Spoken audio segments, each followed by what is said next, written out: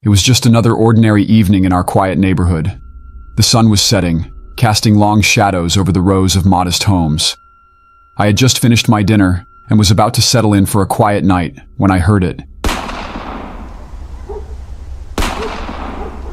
A series of loud bangs, almost like fireworks but more ominous. My heart began to race.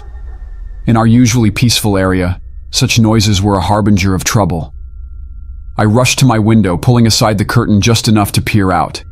The streetlights flickered on, casting an eerie glow over the scene outside. I saw my neighbors, the Atkins, standing on their porch, looking as confused and alarmed as I felt. Mr. Atkin had his phone to his ear, likely calling the police. The noise had come from the end of our block where the Simmons lived. They were a reclusive family, never mingling much with the rest of us. Whispers about them circulated in the neighborhood. Some said they were hiding something. Others just thought they were unfriendly. I didn't know what to believe, but tonight, my curiosity got the better of me. I slipped on my shoes and stepped outside. The cool evening air hit my face, a stark contrast to the warmth of my home.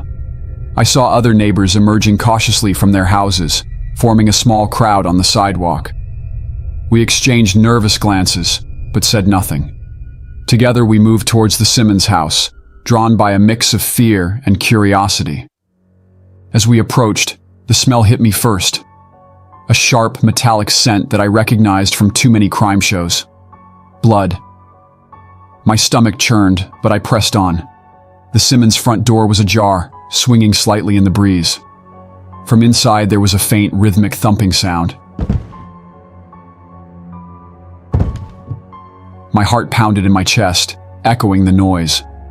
Mr. Atkin, who seemed to have taken charge, gestured for us to stay back. He stepped forward cautiously and pushed the door open wider. What we saw inside was like a scene from a nightmare. The living room was in disarray, furniture overturned, pictures shattered on the floor. And there, lying in a pool of blood, were Mr. and Mrs. Simmons. Their eyes were open, staring blankly at the ceiling. I gasped, my hand flying to my mouth. Several of the women in our group began to cry, their sobs mingling with the still pounding sound from upstairs. It was then that I realized the thumping was not some mechanical noise, but the desperate beating of someone locked in a struggle. Mr. Atkin beckoned for us to follow him as he crept up the stairs. Each step creaked loudly in the otherwise silent house. As we reached the top, the sound grew louder, more frantic. It was coming from the Simmons' bedroom. The door was closed but not locked. Mr. Atkin threw it open, and we all froze at the sight before us.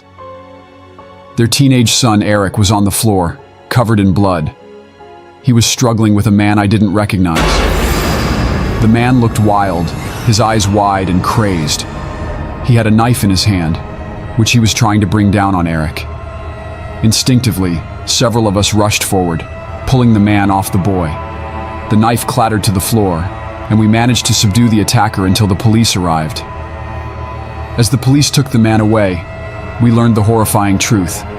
The attacker was a distant relative of the Simmons, someone they had a falling out with years ago. He had come back, seeking revenge for some old grudge. He had broken into their house, killed Mr. and Mrs. Simmons, and was about to do the same to Eric when we intervened. The aftermath was a blur of flashing lights, police officers, and paramedics. Our quiet street had become a crime scene, and it would never be the same. I later learned that Eric had survived, but he would carry the scars of that night forever, both physical and emotional.